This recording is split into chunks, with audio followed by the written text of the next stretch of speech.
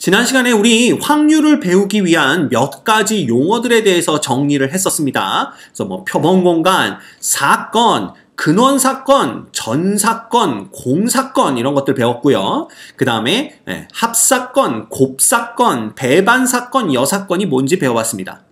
이번 시간부터는 본격적으로 확률이 뭔지에 대해서 알아보고 확률의 종류, 뭐 그 계산법 등등등 우리가 확률에 대한 공부를 시작해 볼 겁니다. 자, 먼저 확률이라는 것이 뭔지 알아보도록 하죠. 확률이라는 건 뭐냐면요. 어떤 시행에서 사건 A가 일어날 가능성을 수로, 그러니까 수치로 나타낸 것을 사건 A의 확률이라고 하고 이를 기호로 PA와 같이 나타낸다 그랬는데 이 P는 영어로 확률이 여기 있네요. 그죠? probability입니다. 그래서 우리가 probability의 맨 앞자 P를 따서 이렇게 PA다. 이렇게 확률을 표현하게 됩니다. 자, 이 얘기는요. 우리가 생각해 보면 이 시행이라는 것은 그 결과가 우연에 의해서 나오는 거기 때문에 사실 정확하게 예측하는 건 불가능합니다. 그래서 단순히 우리가 해볼 수 있는 것은 그 일어날 가능성에 대해서 알아보는 건데요. 이 가능성을 그냥 우리가 수치로 수를 이용해서 나타낸 것을 확률이라고 보시면 됩니다.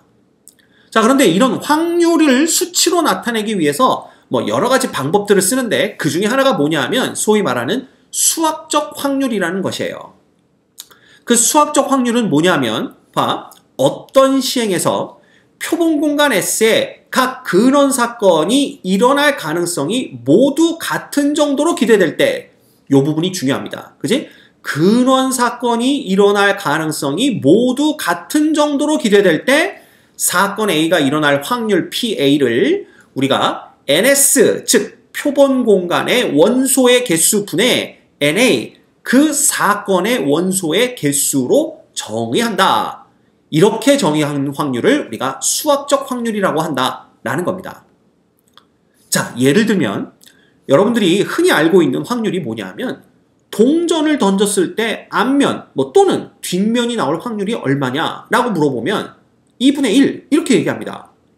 그 2분의 1이 어디서 나왔냐 하면 동전을 던졌을 때 일어날 수 있는 것은 앞면 또는 뒷면이니까 결국은 표본 공간의 근원 사건의 개수, 그냥 표본 공간의 원소의 개수는 결국은 2개밖에 없습니다. 그 중에 앞면이 나오는 사건은 그냥 앞면으로만 이루어진 부분 집합이니까 이놈은 원소의 개수가 하나, 이렇게 해서 2분의 1이 되는 겁니다. 너무나 우리가 이건 당연한 거 아닌가? 이렇게 생각하는데 당연하다고 생각하시면 안 돼요. 이걸 우리가 2분의 1이라고 계산할 수 있는 이유는 이 앞면이나 뒷면이 일어날 가능성이 모두 똑같은 정도로 기대된다고 우리가 판단을 했기 때문에 수학적 확률의 계산법을 써서 확률을 나타낼 수가 있는 겁니다. 이해가 되나요? 네. 자, 예를 들면 봐라. 여러분들 윷이 어떻게 돼요? 윷놀이 할 때 쓰는 윷이 어떻게 생겼는지 알죠? 요렇게 생겼습니다. 요렇게. 자, 그러면 얘가 요걸 우리가 배라고 불러? 요쪽을 배라고 부르고 요쪽을 등이라고 부르나요? 요쪽을 등이라고 부르는데 그럼 배가 나오는 것과 등이 나오는 그러한 그 사건이 일어날 가능성이 모두 같은 정도로 기대된다고 볼 수 있을까요? 육가락은 이렇게 보기가 힘들 것 같습니다. 왜냐하면 예를 들어 딱 떨어질 때 모양이 요런 모양이었다면, 바닥에 요런 모양이었다면 얘가 1로 넘어갈 확률보다는 1로 넘어갈 확률이 더 크지 않나? 확률이라기보다는 그럴 가능성이 더 크지 않나? 왜냐하면 오뚜기 생각해보면 오뚜기는 일단 어쨌든 그 똑바로 일어서는 쪽으로 움직이잖아요. 그럼 얘도 여기는 공면이니까 혹시 여기 정확하게 이렇게 떨어지지 않았다면 1로 넘어갈 가능성보다는 1로 넘어갈 가능성이 더 많다라고 생각될 수도 있을 것 같고요. 여하튼 배가 위쪽을 향하거나 등이 위쪽을 할 확률이 가능성이 모두 같다라고는 말할 수 없을 것 같은 생각은 듭니다. 따라서 이런 경우는 배가 나올 확률과 등이 나올 확률이 각각 2분의 1이다 라고 말하기가 힘든 거죠. 따라서 이런 경우에는 수학적 확률을 사용하시면 안 됩니다. 알겠죠? 네. 자, 그러면 주사위 던지기는 어떨까요? 우리가 흔히 내기 같은 걸 할 때 주사위를 던져서 내기한다는 것은 뭐냐면 각 면이 나올 가능성이 모두 똑같다라고 가정을 하기 때문에 그래, 결과는 운에 맡긴다. 그리고 던지는 거잖아. 자, 예를 들어서 짝수가 나올 확률이 홀수가 나올 확률보다 더 큰데 그런 상황에서 짝수가 나와야 이기는 그런 도박을 하겠냐 이거야. 잠깐만. 확률이 더 크면 해야지. 그치? 네, 말 잘못했네요. 짝수가 나오면 돈을 잃어. 그럴 때 짝수가 나온 거에 돈을 걸고 도박을 하겠냐 이거지. 아닙니다. 네, 누구라도 그렇게 하진 않겠죠? 따라서 주사위는 6면이 나올 확률이 가능성이 모두 다 동일하다. 모두 같은 정도로 기대된다 라고 판단을 하기 때문에 사람들이 도박장 가서 주사위 2개를 던지면서 도박질을 하는 거야. 그치? 따라서 봐라. 주사위의 6면은 모두 나올 가능성이 동일하다고 판단이 되면 이 주사위에서 어떤 특정한 운이 나올 확률은 어떻게 계산할 수가 있냐면 표본 공간의 원소의 개수 6개 분의 만약에 1의 눈이 나온다. 그러면 그런 사건은 하나밖에 없으니까 6분의 1로 계산을 하는 거죠. 그래서 우리가 알고 있는 겁니다. 자, 주사위를 던졌을 때 뭐라는 거? 어떤 눈이 나올 확률은 6분의 1이다. 이렇게 말할 수 있는 이유가 바로 이거예요. 됐죠? 그래서 봐라. 실제 문제에서는 그냥 특별한 언급이 없다면 각각의 근원 사건이 일어날 가능성은 모두 같은 정도로 기대되는 것으로 보고 문제를 풀면 된다라는 겁니다. 됐죠? 오케이. 그래서 예를 들면 그냥 동전을 던졌을 때 2개의 동전을 동시에 던졌을 때 앞면이 하나만 나올 확률을 구하세요 라고만 문제가 나왔다면 그러면 그냥 앞면과 뒷면이 나올 가능성이 동일하다 이렇게 생각하고 문제를 풀면 된다 그런 뜻이에요. 자, 문제 볼까? 한 개의 주사위를 던지는 시행에서 소수의 눈이 나오는 사건을 A. 자, 그럼 소수니까 뭐예요? 2, 3, 5 이렇게 됩니다. 그 다음 6의 약수의 눈이 나오는 사건이니까 뭐가 되는 거야? 1, 2, 3, 6 이렇게 되는 거죠. B라고 할 때 PA와 PB를 구하시오. 너무 쉽다. 자, PA는 뭐라고요? NS 표본 공간의 원소의 개수분의 A의 원소의 개수인데 표본 공간은 주사위 던지기니까 6개의 원소로 이루어져 있고요. A라는 사건은 3개의 원소로 이루어져 있기 때문에 이 확률은 2분의 1이 되는 걸 볼 수가 있습니다. 간단하죠? 그러면 PB는 뭐겠어? 당연히 표본 공간의 원소의 개수분의 B의 원소의 개수니까 얘는 6분의 몇 개야? 4개네요. 그죠? 그래서 확률은 3분의 2가 되는 걸 볼 수가 있습니다. 됐지? 어렵지 않습니다. 충분히 여러분이 구해내실 수 있어요. 자, 다만 여러분이 이제 확률을 구할 때 어떻게 알고 있냐면 이거는 전체 경우의 수분의 어떤 특정한 사건이 일어나게 되는 경우의 수다 이렇게 알고 있는데 틀린 얘기는 아닙니다. 그렇지만 정확하게 알고 있으려면 그냥 경우의 수를 따지는 게 아니라 표본 공간의 원소의 개수분의 사건의 원소의 개수다 이렇게 이해하셔야 돼요. 물론 그 원소의 개수라는 게 결국 경우의 수로부터 나오는 거지만 어쨌든 집합의 개념으로 이해하고 계셔야 합사건, 곱사건 이런 것들 나올 때 헷갈리지 않고 문제를 푸실 수가 있습니다. 자, 그 다음 이제 우리가 배워야 될 건 통계적 확률이에요. 그럼 이 통계적 확률은 언제 쓰는 거겠어? 바로 근원 사건들이 일어날 가능성이 모두 다 동일하다고 판단되지 않을 때, 즉 아까 말했던 윷놀이에서 6가락 하나를 던졌을 때 배가 나올 확률과 등이 나올 확률을 어떻게 정할 거냐 이런 거를 풀 때 우리가 통계적 확률을 씁니다. 그래서 통계적 확률은 어떻게 계산을 하냐면요. 같은 시행을 n번 반복하여 사건 A가 일어난 횟수를 Rn이라고 하자. 시행 횟수 n이 한없이 커짐에 따라 상대 도수 n분의 Rn이 일정한 값 P에 가까워지면 이 값 P를 사건 A의 통계적 확률이라고 한다라는 겁니다. 즉 얘는 뭐냐 하면 예를 들어 6가락에서 등이 나올 확률이 알고 싶다라고 하면 정말 6가락을 던져보는 거야. 그지? 근데 한 번 던지고 딱 등이 나왔어. 한 번 만에. 이건 100%네요. 확률 1입니다. 라고 말 못 하잖아요. 그래서 어떻게 해? 여러 번 던져보는 겁니다. 자, 그러면 3번 던졌는데 2번 나와서 확률은 3분의 2네요. 이렇게 말할 수 있나? 그것도 안 되겠죠. 그래서 이 여러 번 던지는 거를 충분히 큰 횟수만큼 시도를 하는 겁니다. 그래서 수학적으로 말하면 그 시행 횟수 n이 한없이 커짐에 따라, 즉 n이 무한대로 갈 때의 이 n분의 rn 총 시행 횟수분의 우리가 원하는 사건이 나온 횟수의 극한값을 우리가, 그죠? 이 극한이 존재한다면 그 극한값 P를 A의 통계적 확률이라고 한다라는 거예요. 쉽게 말하면 통계적 확률은 직접 해보는 겁니다. 그래서 n번을 시행했을 때 그 사건이 몇 번 나오는지를 보는데 n을 충분히 크게 보고선 결정을 해야 된다.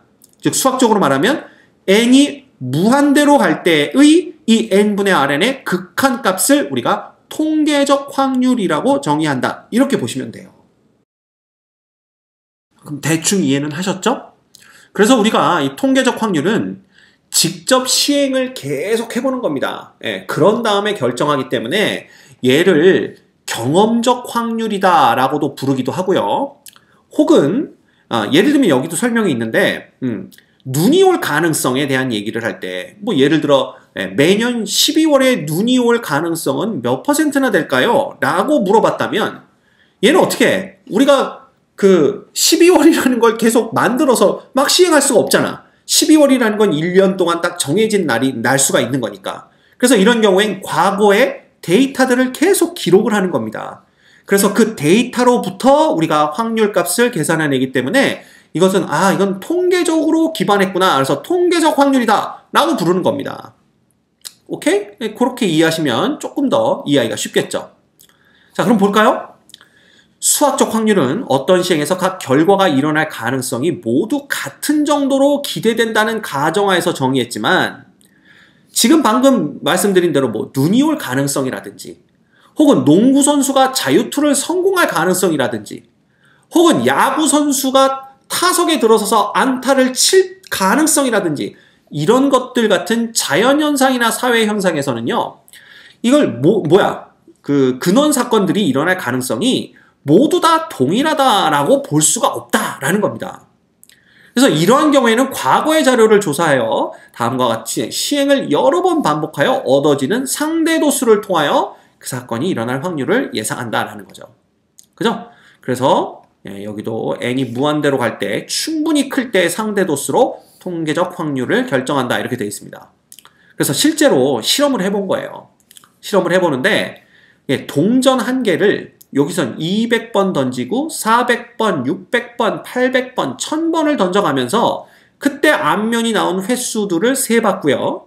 요 두 가지 데이터로부터 상대도수 n분의 rn을 결정을 한 겁니다. 이렇게 계산을 한 거죠. 그래서 봤더니 시행 횟수가 점점 커질수록 이 상대도수의 결과가 점점 0.5에 가까워지는 걸 볼 수가 있습니다. 따라서 통계적 확률에서는요. n이 충분히 클 때 우리가 이 통계적 확률이 수학적 확률에 가까워진다라는 걸 볼 수가 있고요. 그래서 대부분의 경우 그냥 통계적 확률이 수학적 확률에 가까워진다라고 그냥 보고 있습니다. 그 얘기는 바꿔 말하면 아까처럼 수학적 확률을 계산할 수 없는 경우, 예를 들면 야구 선수의 타율 같은 경우는요. 어떻게 돼야 돼?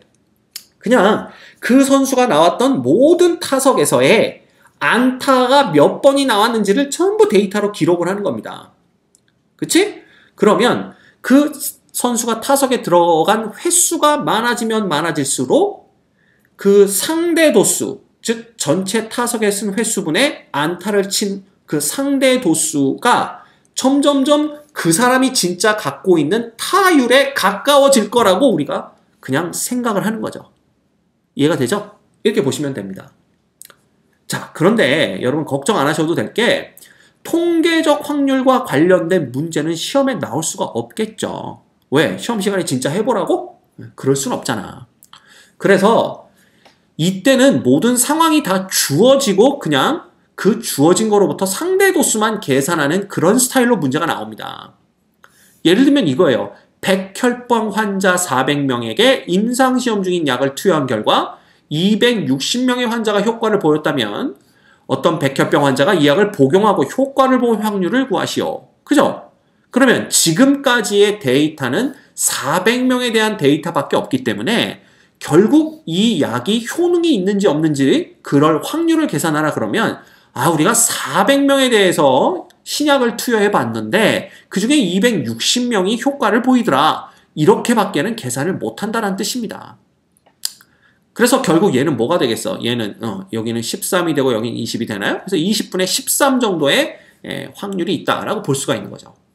그래서 실제로 문제에서 여러분들이 뭐 약을 투여해 볼 거야? 시험 보면서 400명한테? 그럴 수는 없기 때문에 데이터를 주어지고 여러분들은 그 데이터로부터 상대 도수만 계산해낼 수 있으면 돼요.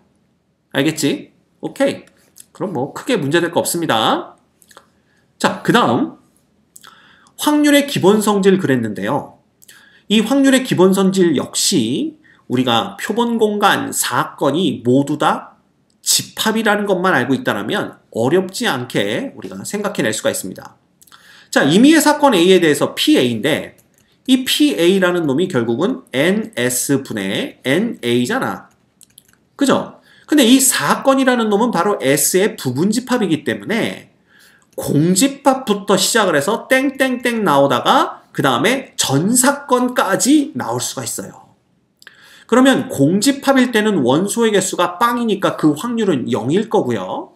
원소의 개수가 가장 많은 전사건이 되더라도 표본 공간과 전사건의 원소의 개수가 똑같기 때문에 1까지밖에 못 갑니다. 따라서 확률은 항상 0 이상 1 이하로 보실 수가 있습니다. 됐죠? 그리고 반드시 일어나는 사건 S, 즉 전사건에 대한 확률은 당연히 NS분의 NS니까 1이 되겠죠. 절대로 일어나지 않는 사건 공집합에 대하여 공집합이 일어날 확률은 당연히 NS분의 0이니까 0이 나옵니다. 볼 것도 없죠. 그죠? 됐습니까? 오케이. 그래서 뭐 이건 그냥 설명을 보시면 되고요. 주사위를 한 번 던질 때 다음을 구하시오. 주사위의 눈화수가 자연수일 확률 1, 2, 3, 4, 5, 6 전사건이죠. 6분의 6입니다. 주사위의 눈화수가 7보다 큰 확률 절대로 일어날 수 없는 공사건이 됩니다. 그래서 얘는 0, 얘는 1 이렇게 되는 거죠. 오케이? 그 다음 경우의 수를 세는 방법을 성실하게 익힌 친구들은 앞으로 배울 확률에 관한 내용을 한결 쉽게 이해할 수 있을 거다라는 얘기를 하고 있어요. 그치? 그래서 아까도 드렸지만 사실 확률이라는 거는 원소의 개수분의 원소의 개수인데 이 원소의 개수라는 게 시행의 결과로 일어날 수 있는 게 몇 가지냐를 보는 거기 때문에 결국 경우의 수와 관련이 있다는 겁니다. 그렇죠? 근데 아까 선생님이 뭐라고 그랬냐 하면 경우의 수분의 경우의 수로 확률을 정의하는 것보다는 확률분의 원소의 개수분의 원소의 개수로 확률을 정의하는 게 더 낫다라고 그랬지. 왜? 그래야만 이러한 성질들을 이해하기가 편합니다. 그렇죠. 그렇지만 결국 그 원소의 개수를 구하기 위해서는 경우의 수를 구할 수 있는 능력이 있어야 되기 때문에 확률을 제대로 하려면 경우의 수를 정확히 구해낼 수 있어야 된다. 다시 말하면요.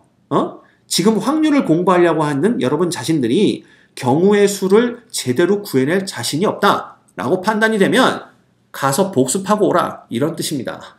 알겠죠? 오케이. 여기까지 우리 확률의 기본적인 두 가지 수학적 확률과 통계적 확률에 대해서 알아봤고 수학적 확률은 어떤 경우에 어떤 식으로 계산을 하는지 통계적 확률은 어떤 경우에 어떤 식으로 그 값을 얻어내는지 배웠습니다. 자, 꼭 기억하도록 하세요.